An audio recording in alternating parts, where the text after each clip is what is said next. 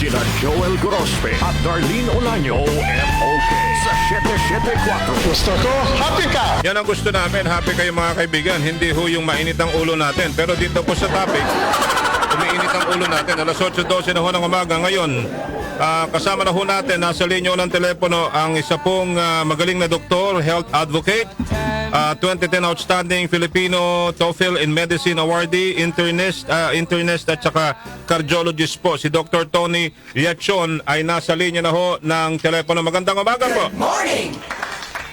Magandang umaga po sa inyo. Magandang umaga po. Apo, Doc, si Joel Gorospe po ito at saka si Darlene Olaño po at welcome sa Opinion Mo, Opinion Ko ng DWWW 774 po, Dr. Tony. Opo, magandang umaga po sa lahat na nakikinig po sa inyo. Alright, sir, a question. Paano po ninyo nalaman, diretsahin ko na po, paano po ninyo nalaman po, Dr. Tony, yung tungkol po sa MOA ng paghahatid ng medical na tulong at pagpopondo sa mga ospital ng local government units po? Ito po ang topic po namin ngayong umaga eh. Well, kasi dati ho akong director ng PhilHealth.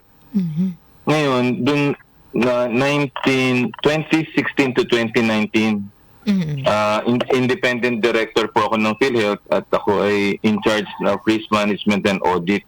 Meron tayong mga kaibigan na respetado na nagtatrabaho pa rin sa PhilHealth at yung pong MOA na yan ay nilik ko sa akin at binasa ko pero nasa pahayagan na rin po nasa People's Tonight and some other areas pero una po na ipasa sa akin yan, then in-analyze ko po yun. Parang hindi maganda dahil well, yun muna unang tanong kung paano ko nakita. It was forwarded to me yung MOA. And I analyzed that kasi 3 taon naman ako nasa PhilHealth. And then medyo sumikip ang dibdib ko kasi hindi pa nga tayo tapos dun sa diversion na 90 billion funds ng PhilHealth. Na may TRO pa sa Supreme Court. Ito na naman ng isang MOA na involving the DBP and then the PhilHealth and then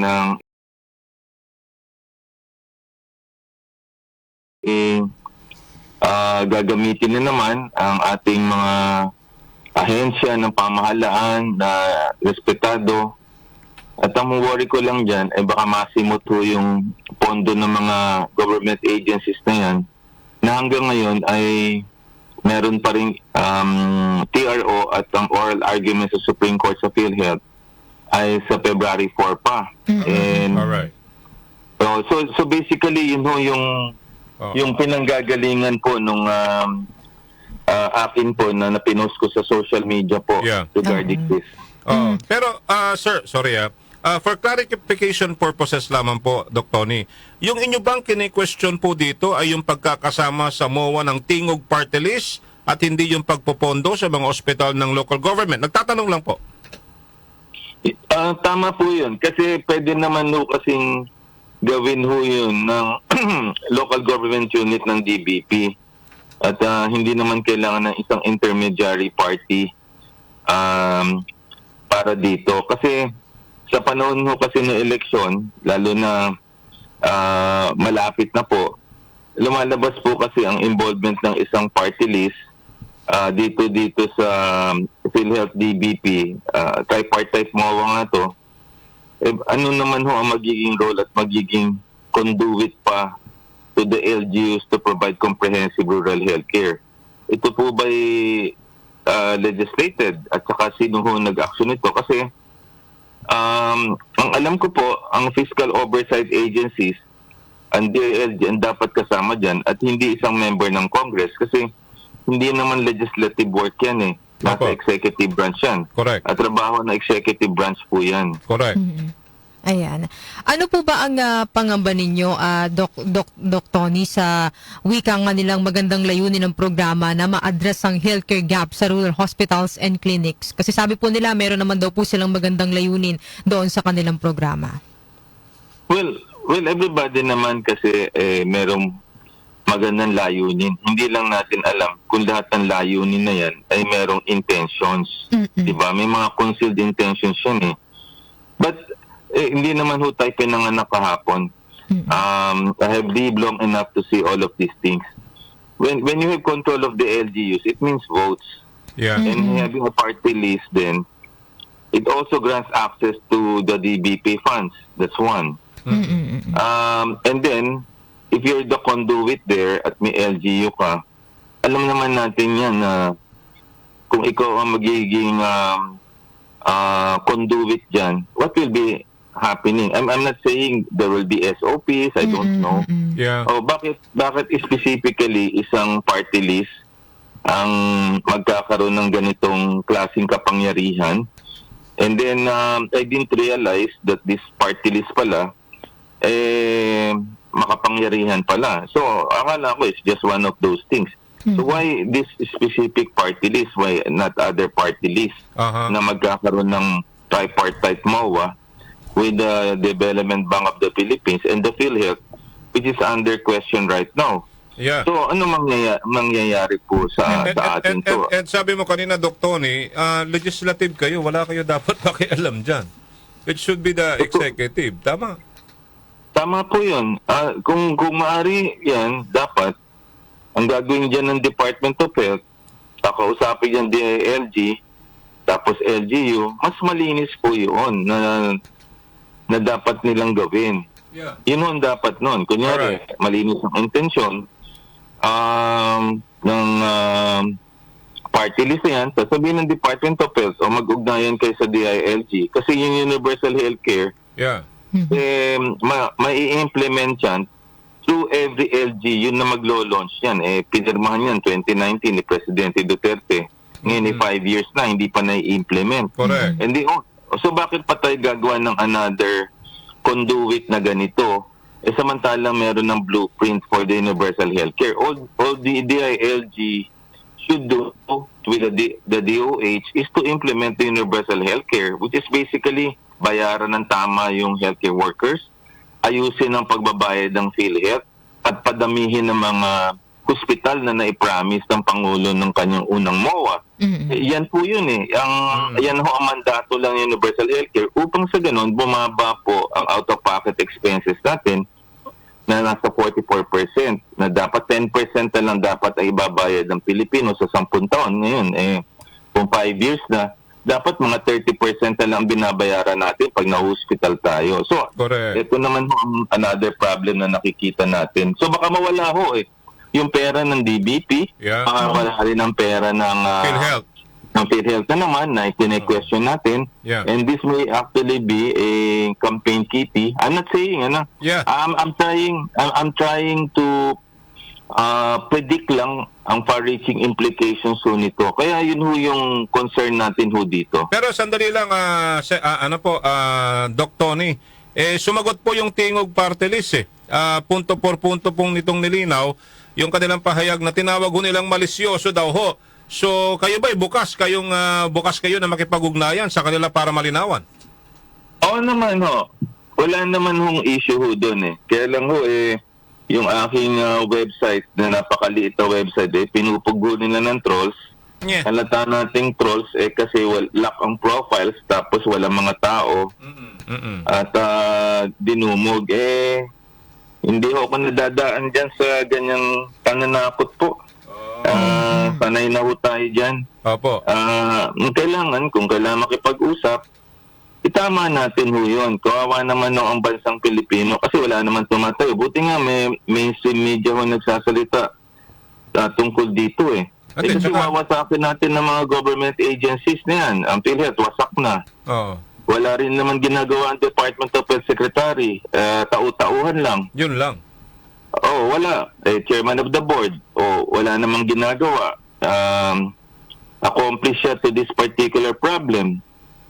Buti nga tinatayuan natin to. Kasi kung hindi, kawawa ang mga Pilipino, nagbabayad tayo lahat ng PhilHealth. Tsaka magugulat na lang tayo, parang mabubulaga na lang tayo. Kasi nga po, kung hindi inyo in-expose ito, hindi malalaman ngayon. Trending to Trending, lalo na ho sa aming mga miyembro ho ng PhilHealth, kami ho nagbabayad buwan-buwan. Pera ng taong bayan yan, hindi naman pera ng gobyerno yan per se.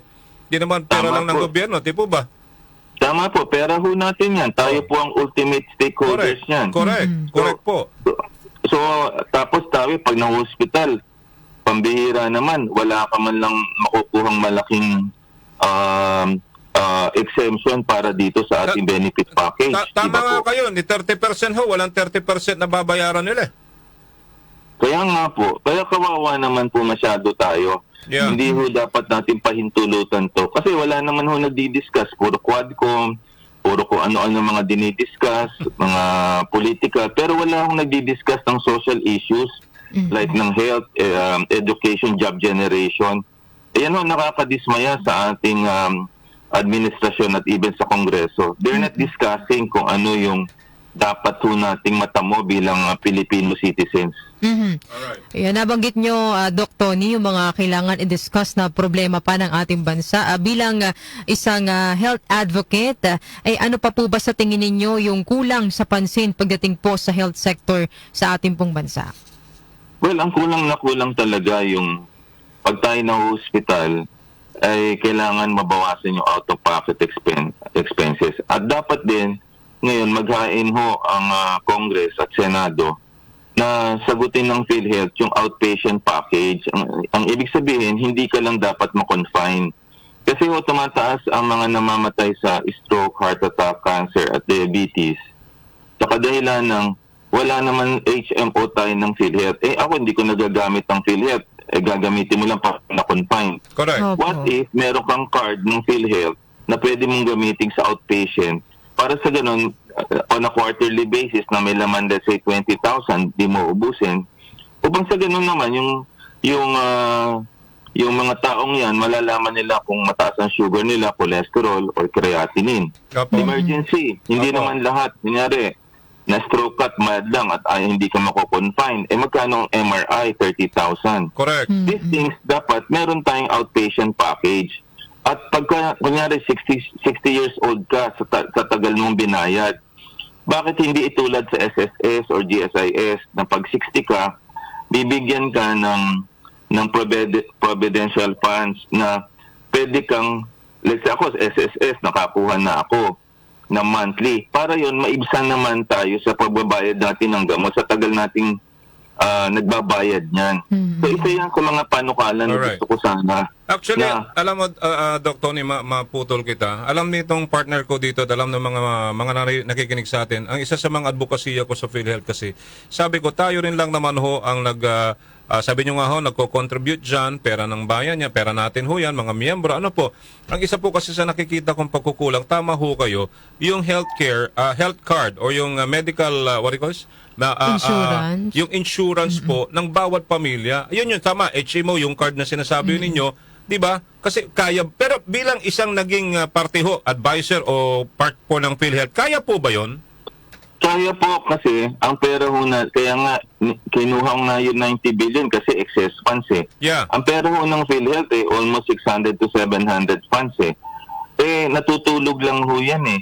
Kung yan ho ay gagamitin for outpatient card, emergency card, Yeah. pag-expand ng mga benepisyo para sa Yung bang heart attack. yung bang Dr. Tony, tama, alam mo pumapabor ako sa sa advocacy mo.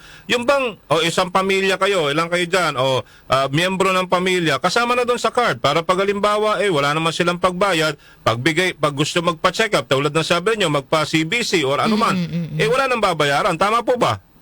Tama po yun. Para alam mo na diabetic ka pala, para hindi ka magugulat na lang nagda-dialysis ka na. malala Kasi na.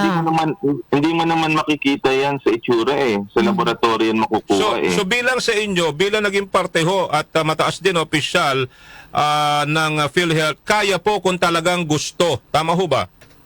Ay oo, kasi ang pondo ay umaapaw. Kasi ang Grabe. pinagkukunan ho niyan ay the General Appropriation Act. Ang syntax funds ng 2012 na pirmahan ni President Aquino, baka 500 billion na. Nasaan na ho yun? Yung bawat naninigarilyo, bawat Grabe. umiinom, yung may soda, yung contribution ng bawat empleyado. yung binibigay na libre ang senior citizen, indigents at saka PWD. Nasaan na ho yung pondong yon? Kaya nga, ang ginagawa ng mga tao ngayon, mga kongreso or party list at saka yung mga nag-iisip na masama, dahil ang laki ng funds niyan, yan ho ang kinukuhanan nila. Yan ho yung problema. Grabe. Oo. Wala bang kaibigan kayo sa Kongreso, sa mababang kapulungan at sa Senate na pwedeng magtulak ho nito at pag-aralang mabuti? Kasi totoo naman po, sa totoo lang po, sa dami ng pera, namamatay ang tao dahil ayaw na ho magpo-ospital eh. Hindi ho sila namamatay sa sakit, Doktor Tony. Namamatay ho sila sa laki ng bayarin ho sa ospital. That's correct. Wala lang ho itong political color, no. In fairness to two senators na very consistent to dito, o tatlo. Ang Senate Health Committee ay si Senator Bongo, and then nandun lagi ay siya at si Raffy Tulfo, Senator Tulfo, at saka si Senator JB Ejercito. Ayun, JB, oo. Oo. Ang kinakatampo lang na marami si Senator Risa, na malaki ang boses para sa lahat. At saka iba pa na hindi ko nakikita ho Senator Pia, yung mga wala, tahimik lahat ho tungkol ho dito sa PhilHealth issues. Grabe. Yan ho nakakalunosong isipin kasi sila ho ang dapat magtanggol sa atin. Sa Kongreso ni Balahibo na Blue Ribbon Committee kasi technical malversation to dun sa PhilHealth according to as Justice Carpio, yung diversion na 90 billion. Hindi man lang ho na imbestigahan sa Committee na Accountability o sa Blue Ribbon sa Senate. So, kaya tayo, luhaan as a Pilipino. Yan na lang ho atin hong pag-asa na magkaroon ho ng magandang kalusugan ang ating mga pamilya. Yan lang ang pwede natin kayamanan ng health. Nung lumaki at lumobo ang PhilHealth budget, kinukuha naman nila at para ho ilipat sa unprogrammed appropriations. Alam naman natin, DPWH ho yun. Correct. Sa mga infrastructure. Correct. At inamin naman yan ni Secretary Recto during the Senate. At ba't mo ilalagay ang pera ng PhilHealth sa kalsada, tulay? Hindi ba mas importante ang kalusugan ng bawat Pilipino dahil nga sa dami ng virus ngayon, di ba? Sa dami ng sakit na lumalaganap po eh. Exactly. At saka yan, pera yan. So nilalabag nila mismo ang kanilang Republic Act, Universal Healthcare Law at Sin Tax Law, na pag may sobra kang pera, hindi mo pwedeng ilipat ang perang yan. Hindi mo pwedeng ilipat. Dalawa lang ang pupuntahan yan. I-increase mo ang benepisyo ng bawat nako-confine at bawasan mo ang premium rate na binabayad natin taon-taon. Hindi mo siya pwedeng ilipat kasi earmark yan para sa kalusugan, lalo na sa PhilHealth. Okay. May huling katanungan po kami dito, Darlene. Reaction lamang po, Doc Tony, doon po sa sinabi ni Iloilo Representative at dating Health Secretary Janet Garin patungkol po sa anyay bilong pisong halaga ng na-expired na gamot, medical supplies at bakuna. Batay po sa 2023 audit report ng COA, 11 billion pesos na halaga ng gamot at medical supplies po ang nag-expire at hindi na nagamit. Kasama na po yung mahigit 7 milyong vials ng COVID-19 vaccines. Ano pong masasabi ninyo dito, Doc Tony? Malaking kapabayaan na niya ng Department of Health. Imagine nyo, 11 billion. Bakit wala po ba silang checklist yan? Wala bang bodegero para masayang yan? So dami na naghihirap na walang gamot. So ibig sabihin, ang liderato ng Department of Health walang ginagawa. Kasi para masayang niya 11 billion yan, dapat accountable dyan ang Department of Health at pwede siya makasuhan ng hindi pagtupad sa kanyang trabaho. O sinong accountable dyan para mapanis yan? Di siya. Maraming dapat sagutin ang liderato ng Department of Health. At itong tingin ko sa pinakamalubha na nangyari sa ating buhay. Kasi the person or the leader who's supposed to protect us dito sa diversion ng PhilHealth, dito sa i-implement ng universal healthcare, sa pagkapanis sa mga gamot, yan ay responsibilidad niya. Ngayon, kung hindi niya matutupad yun, di dapat bumaba na sila sa pwesto, including the PhilHealth President. Kasi kung ano-ano nang ginagawa ng ng mga liderato na yan na wala naman pong saysay pa sa ating kabuhayan. Hay nako, nakakalungkot. Pero salamat po sa inyo sa expose na ito. At least nalaman ho ng taong bayan, meron pala mga ganitong mga pag-uusap na hindi ho, mabubulaga ka na lang later on, Dr. Tony. Salamat po sa inyo, Dr. Tony, at sana'y huwag kayong tumigil sa inyong advokasya. Sa ginagawa ninyo lalo na sa kalusugan ng taong bayan. Maraming salamat din po at maligayang Pasko at maligayang bagong Merry taon. Christmas, Dr. Tony. Thank you, Doc Tony. Maraming salamat po. Dr. Tony Lachon.